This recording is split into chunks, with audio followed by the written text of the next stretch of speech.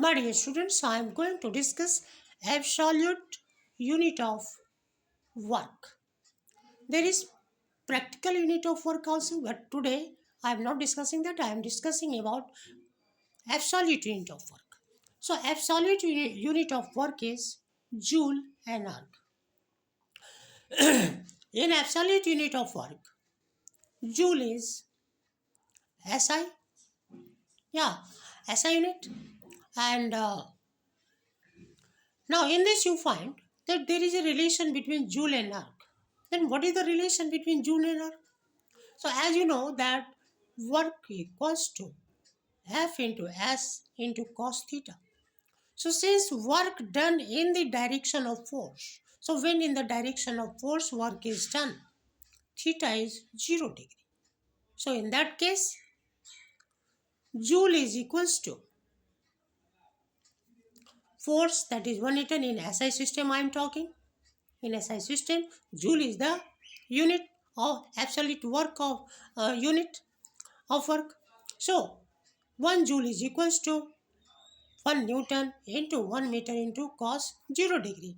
In that is W equals to Fs cos theta. F is force is 1 Newton.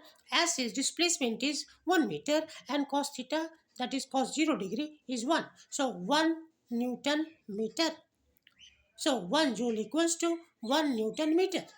Now I am coming to CGS unit and in CGS unit, absolute unit of work is, in CGS unit, erg. Now this joule I have to convert into erg. So you know that 1 Newton is 10 to the power 5 dyne. So in CGS we are writing erg equals to dyne centimeter. Yeah, dyne centimeter. That means you can say that Fs cos theta, here also the same thing we are writing. For force, we will write 10 to the power 5 dyne. For displacement, we will write 100 centimeter. So, and cos 0 degree is 1. So, it becomes 10 to the power 7 dyne centimeter. And you know that 1 dyne centimeter is 1 erg.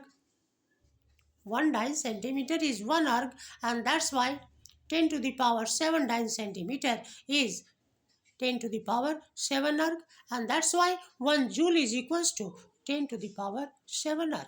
So this is the relation between joule and erg. So 1 joule equals to 10 to the power 7 erg. Thank you. If you like, please share and subscribe.